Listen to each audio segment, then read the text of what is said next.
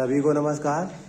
कक्षा 10वीं के महत्वपूर्ण सवालों की पुनरावृत्ति कर रहे हैं।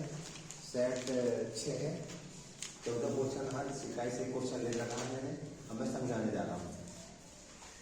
पहला वाला था हमारा 156 को अभाज्य गुणन संख्याओं के गुणनफल से लिखना व्यक्त कीजिए, है ना। 156 का हमें गुणनखंड ज्ञात करना है और लिखना है।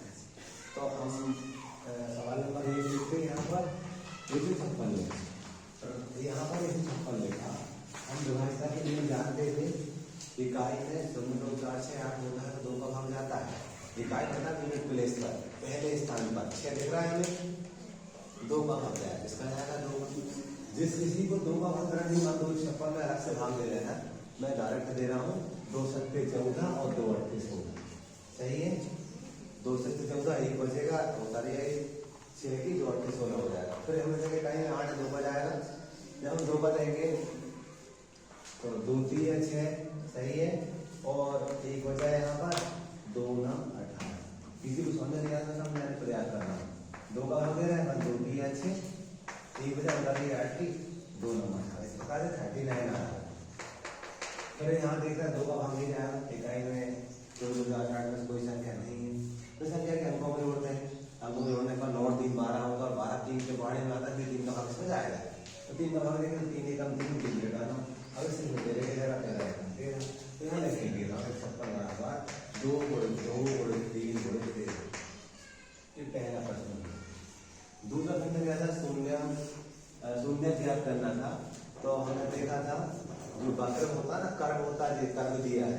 यह कर्व एक्स अक्ष को कितनी बार काट रहा है, यह कर्व एक्स को कितनी बार काट रहा है और उसके शून्य होंगे। हम देख रहे हैं जो कर्व दिया है वह कर्व एक्स अक्ष को 2 बार काट रहा है। कितनी बार काट रहा है? 2 बार। एक तो ये काट रहा है यहाँ और एक ये का बाय को काट रहा है, उससे कोई मतलब नहीं होता। एक्स अक्ष को कितनी बार काट रहा है वो लिखना हमको देखना पड़ता है। हम देख रहे हैं 2 बार काट रहा है। शून्य का मान 2। एग्जाम में कोई क्वेश्चन ले लो सबसे बनना चाहिए। आप देख लो जो वक्र दिया रहता है एक्स अक्ष को कितनी बार काट रहा है उसके वो शून्य होगी। तो यहाँ हम देख रहे हैं 2 बार काटा, शून्य 2 हो जाएंगे। तो क्वेश्चन नंबर 2 का जो आंसर था शून्य बराबर 2 हो जाएंगे। थर्ड वाला हमारा था हमें x प्लस वाई बराबर 14 दिया था और दूसरा हमें दिया था x माइनस वाई बराबर 4। इन्हें हमें प्रतिस्थापन विधि से निकालना है। हम जानते थे इन दोनों समीकरणों में से जिस किसी से भी x या y के मान निकालना आसान होता है वहां से x या y के मान निकाल करके दूसरे वाले में रख देते हैं तो हमें x और y के मान मिल जाते हैं। हम देख रहे हैं समीकरण नंबर 2 है, उससे x का मान निकालना आसान दिख रहा है, हालांकि पहले से भी आसान लग रहा है। तो हम 2 से लेकर निकाल रहे हैं x बराबर 4 ही पर ये इधर गया है y तो धनबाद होगा तो समीकरण नंबर 3 कह दिया। सही है। ये प्रतिस्थापन विधि में सिखाने जा रहा था आपको, पहले भी बता चुका हूँ। अब यहाँ लिखेंगे समीकरण 1 में समीकरण 3 से x का मान प्रतिस्थापित करने पर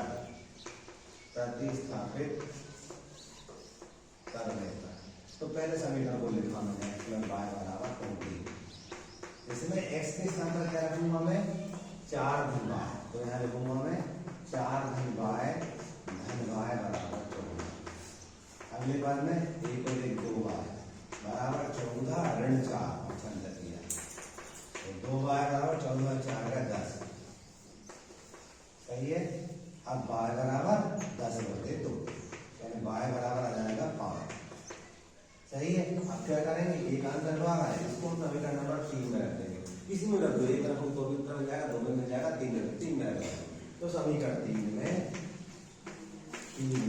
y बराबर 5 रखने पर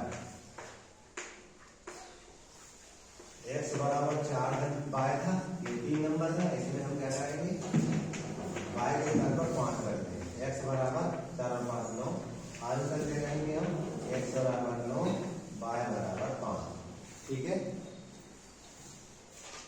सवाल नंबर 5 देखिएगा। हमें 3 1 माइनस 1 माइनस 3 का प्रथम पद और सारा अंतर ज्ञात करना।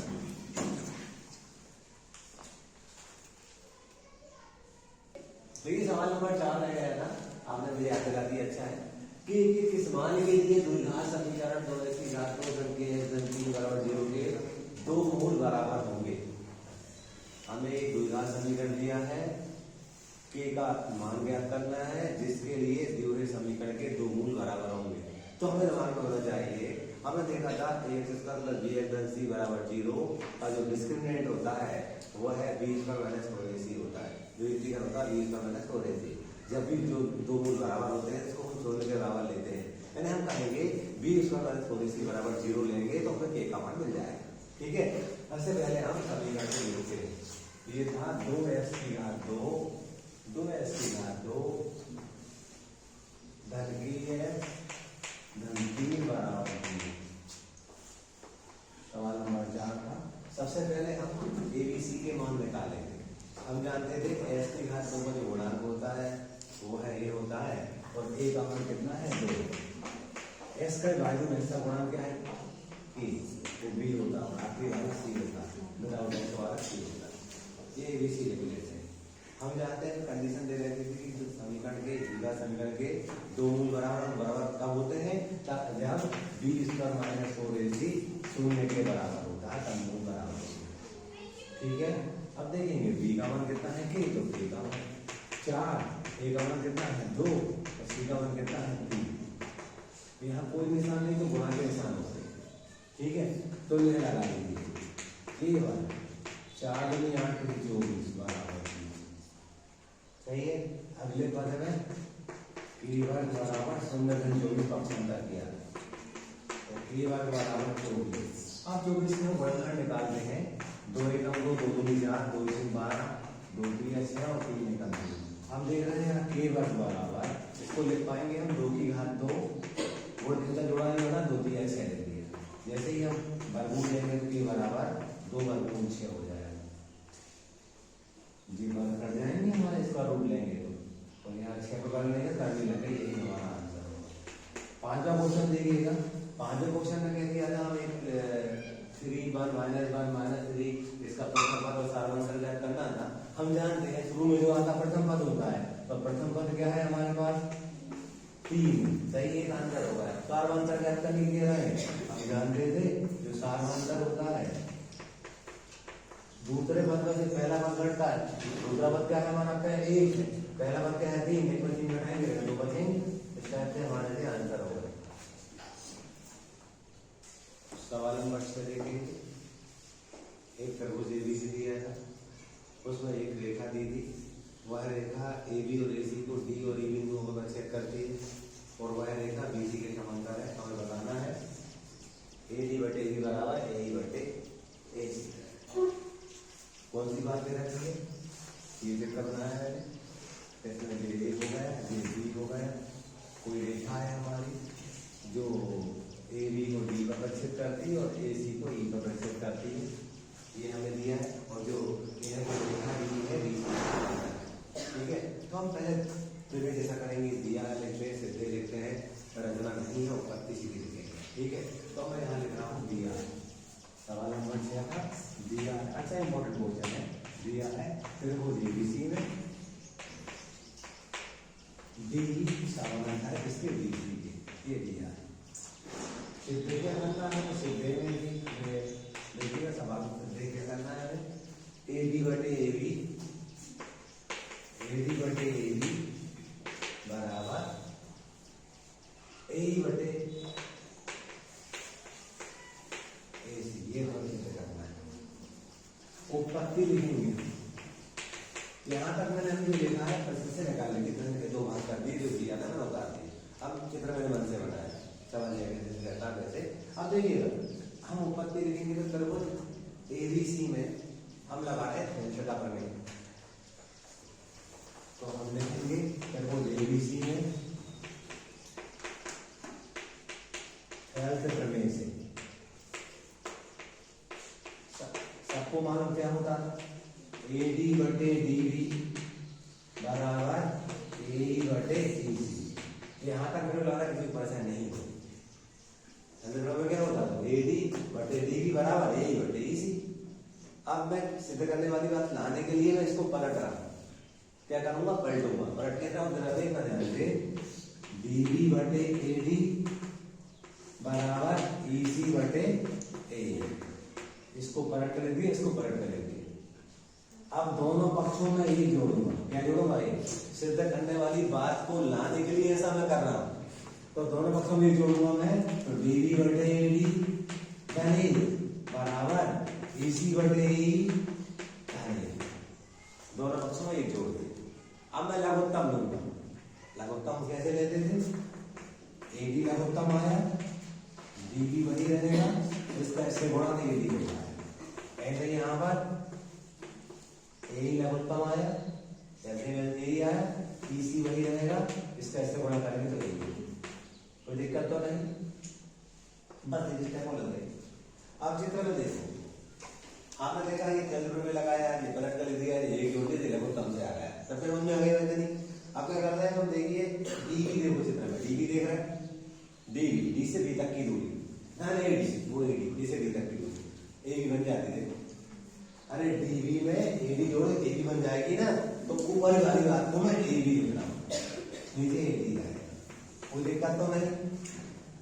दूसरे शब्दों में आप देख लो, यहाँ डी आया, यहाँ डी है, डी हटा दो, एडी बचे। ज्यादा दिमाग नहीं लगाना, आप ऐसे भी कर सकते हैं। कैसे, ये डी हटा दो, एडी बचा, ये जिनको याद रखना है, ठीक है। अब दूसरी बात देखो, आप समझोगे यहाँ बात, ईसी देखो, ईसी चित्र में ईसी, ई से सी तक की दूरी ईसी, और ए कौन सी वाली, जे वाली, मिलकर के एसी बन जाएगी एसी, तो मैं एसी लिख लूंगा। जिनको याद रखना, कैसे याद रखेंगे भाई, ई हटा दो, एसी को एसी लिख दिया।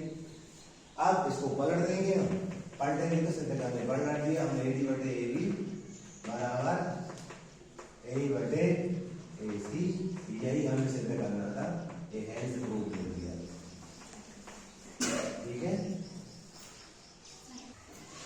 सातवें सवाल में बिंदु -4 से बिंदुओं -6 10 और 3 -8 को जोड़ने वाली रेखा को किस अनुपात में विभाजित करता है। हमने सेक्शन फार्मूला पढ़ रखा था, विभाजन सूत्र पढ़ रखा था, सूत्र का यूज करेंगे, है ना। कौन सी बात दे रखी है, सवाल नंबर 7 में हम मान रहे ये भी लिखा हो, हमें ए के निर्देशांक दे रखे थे, हमें -6 10, बी के भी दे रखे थे हमें 3 -8, और मान लीजिए यहाँ पर कोई बिंदु सी है, और सी के निर्देशांक हमें दे रखे थे -4 6। ये किस रेशो में इसको डिवाइड करता है, सी ए बी को, ये निकालना, मान ले रहा है M1 M2 के रेशो में डिवाइड करता है, ठीक है। अब हम जानते ये जानते थे, हमारा x1 y1 होता था, ये xy होता था, ये x2 y2 होता है। हम जानते थे x बराबर mx प्लस mx बटे m प्लस m, ऐसा हम जानते थे। फिर मैंने सिखाया था 1 2 1 2 2 1 लिख लो, तो यहाँ पर 1 2 2 1 सफिक्स में ये 1 2 बाय वाला भी होता था, लेकिन एक अकेले से भी इसका उत्तर आ जाएगा और बाय अकेले से लिया जाएगा, तो मैं x से ही करना जा रहा हूँ, अनुपात निकालना है। अब x का मान कितना दिया है, m1 नहीं मानो, x2 कितना है 3, m2 नहीं मानो, x1 कितना है -6 बटे में m1 प्लस m2। अगले पद में इसको 4 बटे 1 लिख सकते हैं, गुणा करेंगे 3 m1, इसका करेंगे तो 6 m2 बटे m1 धन m2। अब फिर गुणा करूंगा मैं, एक कैसे करूंगा तो 3 m1 6 m2 मिला है, इसका ऐसे करूंगा तो 4 m1 4 m2 सही है। फिर एक गुणा किया, मैंने कैसे किया, इन राशियों किससे किया, ये मिला, इसका इससे किया तो ये मिला। अब m1 वाले एक तरफ करूंगा, m2 वाले एक तरफ करूंगा, पक्षांतर कर दे, तो यहाँ पर मैं देख रहा हूँ 3m1, इसको दलाऊंगा तो 4m1 4 m2 यहीं पर है, इसको मिलेगा धन 6 m2, ये जोड़ेंगे तो 4 और 3 कितना होगा 7 m1, यहाँ पर 6 में 4 का 2 m2। अगले पद में हम बात करते हैं, तो m1 यही रहेगा, ये m2 बटे मिलेगा हमें 2 अपने स्थान पर था, 7 बटे में आ रहा है, उत्तर हो जाएगा m1 रेशो m2 बराबर 2:7। ये हमारा आंसर होगा। स्ट्रैटेजी में अनुपात कैसे निकालते सिखाया। सवाल नंबर 8 देखिए, साइन ए माइनस बी का मान 1/2 दिया है, काश ए प्लस बी का मान 1/2 दिया है। हमें ए बी का मान क्या करना है, कुछ कंडीशन दे रखी है, ए प्लस बी छोटा बराबर 90, ए ग्रेटर देन बी। तो हम करने जा रहे हैं। देखिए सवाल नंबर 8 देख रहे हैं हम, हमें दे रखा था साइन ए माइनस बी बराबर 1/2 और क्या दे रखा था, काश ए प्लस बी बराबर 1/2। हमने पढ़ रखा था साइन ए माइनस बी 1/2 साइन पी संख्या का मान होता है। जैसे यहाँ पर काश ए प्लस बी, ये काश 60 अंश का मान होता है 1/2, स्टार्टिंग में पता पड़ रखा है। अब देखिए यहाँ साइन से साइन घट जाएंगे तो ये बचेगा ए माइनस बी बराबर 3। यहाँ पर ए प्लस बी बराबर कितना आएगा 60। ये समीकरण दूसरा, दोनों को हम दोनों विचार करेंगे तो हमें ए और बी के मान मिल जाएंगे। बी से बी कैंसिल हो गया, क्लियर। यहाँ जोड़ेंगे तो 1 और 1 2, यहाँ कितना होगा 90। ए बराबर 90/2, 90 में 2 का भाग दे 45 आएगा, 2 एकम 2, 2 8, 2 5 देता है। अब क्या करेंगे हम, एक आंसर आ गया, हम लिखेंगे समीकरण 2 में ए बराबर ए का मान रखने का, ए का मान रखने पर। तो समीकरण 2 लिखते हैं, ए प्लस बी बराबर 60 दिया था, तो 45 धन बी बराबर 60, बी बराबर 60 धन 45 परसेंट कर दिया, बी बराबर 15। उत्तर की बात करते हैं हम, यहाँ लिखेंगे आंसर लिखेंगे ए बराबर 45 और बी बराबर 15। ठीक है। क्वेश्चन नंबर हमारे पास 7 पर ऊंचा बोलिए ना, 7 मीटर ऊंचा कोई भवन दिया है, एक टावर भी है, भवन के शिखर से टावर को देख रहे हैं तो 60 अंश का उन्नयन कोण बन रहा है, और भवन के शिखर से यदि हम टावर के तल को 5 बिंदु को देखते हैं तो 45 अंश का उन्नयन कोण बनता है। हमें टावर की ऊंचाई ज्ञात करना है। ठीक है, तो सबसे पहले इस प्रकार के सवालों का चित्र सही बन जाए, सवाल सही हो जाता है। मान ले रहे हैं हम ये हमारी जमीन है, भूमि है, यहाँ पर ए भी मान लिया हमने भवन है ना, जिसकी ऊंचाई दी थी 60 मीटर, 7 मीटर, सही है। हम मान ले रहे हैं ये सीधी टावर है, सीधी क्या है टावर। अब इस भवन के ऊपर से देखेंगे सीधे, इस प्रकार देखेंगे सीधे, मान लीजिए ये बिंदु, और वो कहते हैं यहाँ से यदि हम टावर के शिखर को देख रहे हैं इसको, तो ये 60 अंश का उन्नयन कोण बनता है, क्लियर। और जब हम इसके 5 बिंदु तल को देखते हैं, टावर के तल को देखते हैं, तो इसका जो अवयवन कोण है वो 45 का बनता है। हमें मालूम था 2 समांतर रेखा है, रेखा काटती है तो एक अंतर कोण बराबर होता है। अगर ये 45 जब ये 45 होगा तो ये वाला हमारा 45 डिग्री हो जाएगा। ठीक है, हमें टावर की ऊंचाई क्या रखा जाए, ठीक है 7 है, ये भी 7 मीटर हो जाएगा। इसको एच मान ले रहा है, और एच में 7 जोड़ देंगे तो हमारी टावर की ऊंचाई हो जाएगी, टावर की ऊंचाई हो जाएगी। सही है, तो हम 2 बिंदु रखते देख रहे हैं, तब हम छोटा बिंदु लेंगे ए बी सी, ये 7 मीटर है, अलग से लिख देना।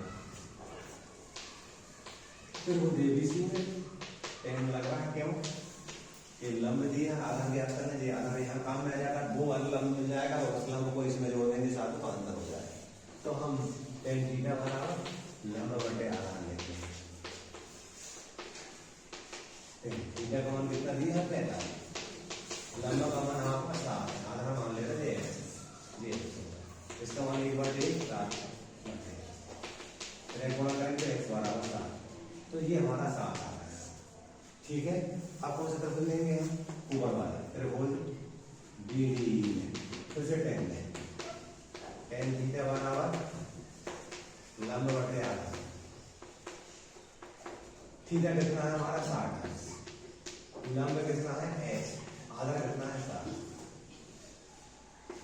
tan 60 का हम जानते हैं करनी 3 बटे 1 होता है, ये h बटे 7। तो यह गुणा करेंगे इसका इससे h, इसका इससे 7 कर लेंगे।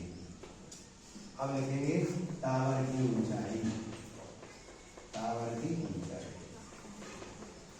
मैंने बताया था कि h में कितना जोड़ देंगे, 7 जोड़ देंगे। h में 7, h में दोबारा 7 जोड़ देंगे तो ऊंचाई हो जाएगी। तो h कितना था वहां पर 7 करनी 3, यहाँ 7 का मान लेंगे तो करनी 3 रहेगी, उत्तर होगा। और आगे भी कर सकते हैं, करनी 3 और रखेंगे, जोड़ देंगे, सब होगा तो उत्तर आ जाएगा। ये भी सही है। देखिएगा सवाल नंबर 10 था हमारा, एक बिंदु Q से एक वृत्त पर स्पर्शरेखा की लंबाई 24 सेंटीमीटर। हमने एक वृत्त बनाया, इस वृत्त पर कोई बिंदु Q दे रखा है, Q से स्पर्शरेखा की लंबाई, जो स्पर्शरेखा मान ले रहा है, ये 24 सेंटीमीटर है। सही है। सवाल क्या था ऐसा 10वां, Q की केंद्र से दूरी 25 है। मान लीजिए यहाँ कहीं केंद्र है, वृत्त का केंद्र है, वो कह दिया ये इसकी दूरी 25 सेंटीमीटर है। वृत्त की त्रिज्या निकालो, ये निकालना। सही है, हमने पढ़ा था स्पर्शरेखा त्रिज्या पर लंब होती है, मतलब ये जो कोण है वो 90 का कोण बनेगा, 90 के सामने भुजा क्या हो जाती है, कर्ण हो जाती है। अगर ये कोण है, इसके कोण के सामने भुजा क्या हो गई, ये लंब हो गई। सही है, ये क्या होगा हमारा आधा। इसको P मान लो, P मान सकते थे आप मन से, तो सर बोले O की P में हम पाइथागोरस में लगाएंगे, फिर O Q P में पाइथागोरस करें, ये क्या होता है, कर्ण का मान बराबर आधार का वर्ग धन लंब का। कर्ण क्या है 25, आधार क्या है 24, लंब क्या है 8।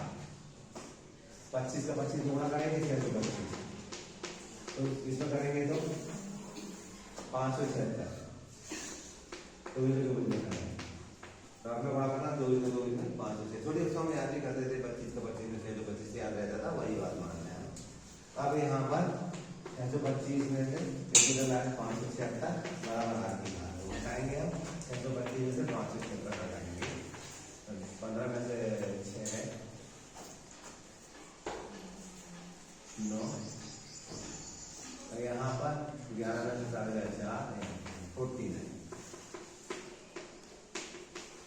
14 बोल सकते 7 का वर्ग वाला हो जाता है, तो R बराबर 7 सेंटीमीटर, ये हमारा उत्तर होगा।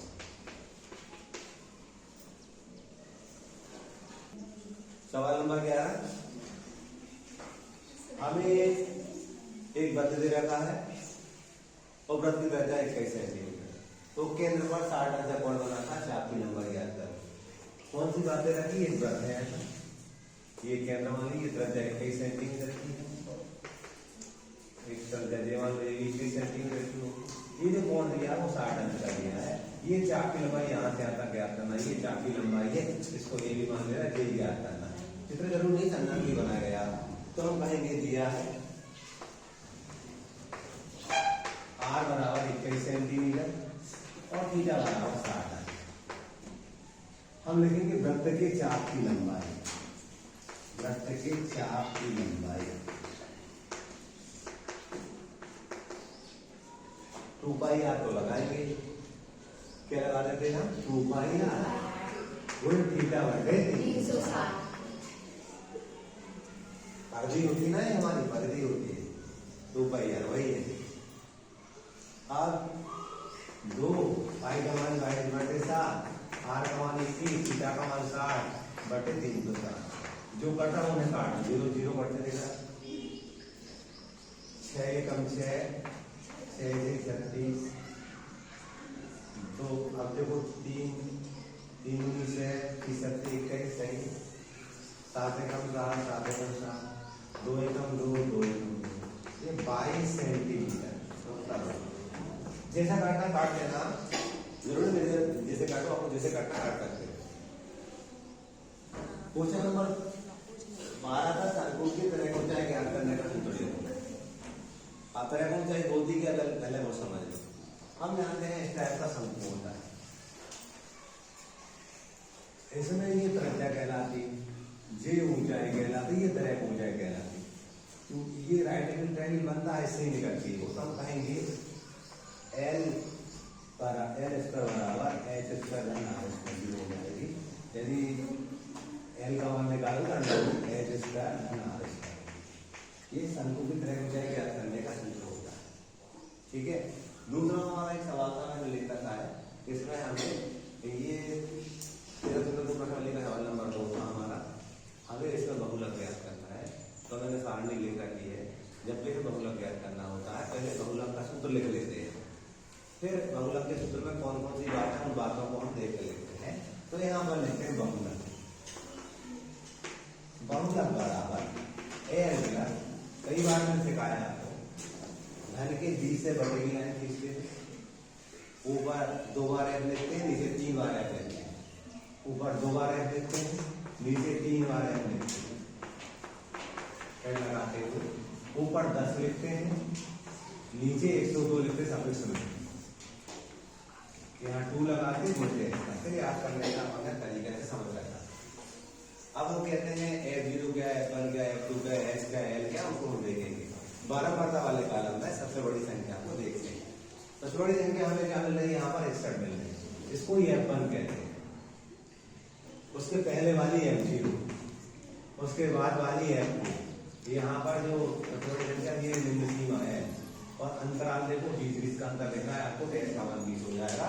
आप ऐसा लिख कर ऐसा भी सकते डायरेक्ट था, यहाँ H बराबर 20, L बराबर 60, F0 बराबर 52, F1 बराबर 61, F2 बराबर 38। मान रख लेंगे। L का मान कितना था हमारे पास 60, F1 कितना है हमारे पास, बड़े क्या लिखेंगे पहले, F1 हमारे पास था 61, F0 हमारे पास 52, 2 × 61, फिर 52, F2 का मान था 38, H का मान था 20। 60 घटाएंगे तो 11 में से 2 गए 9, बाटे 2 एकम 2, 2 से 122, इसको जोड़ेंगे 0, 90 हो जाएंगे, थोड़े 20। इसका इसमें गुणा किया 180, घटाएंगे तो 2, तो कितने बचे यहाँ पर 3। काट सकते हैं, 4 से करते दिख रहा है, 4 8 32, सही। यहाँ 4 2 16, 4 1 20, हम 45 में 8 का मान देंगे। रख में 8 1 40, फिर दशम लगाए, 8 से 48, 47, 8 2 16, 8 2 40।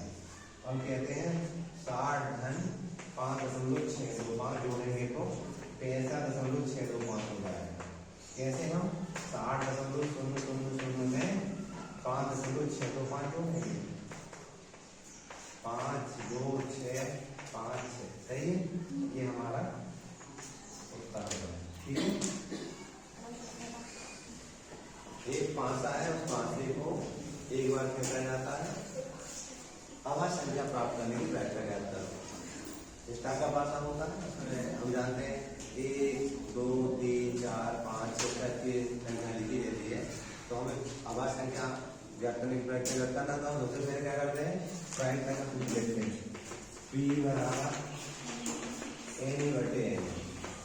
फिर हम जानते थे F लिखते थे, NF लिखते थे, E लिखते थे, N लिखते थे।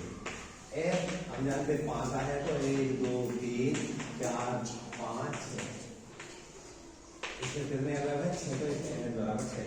E क्या था आवाज संख्या 2 3 2 3 5, क्या हो गई आवाज संख्या, कितनी हो गई है 3।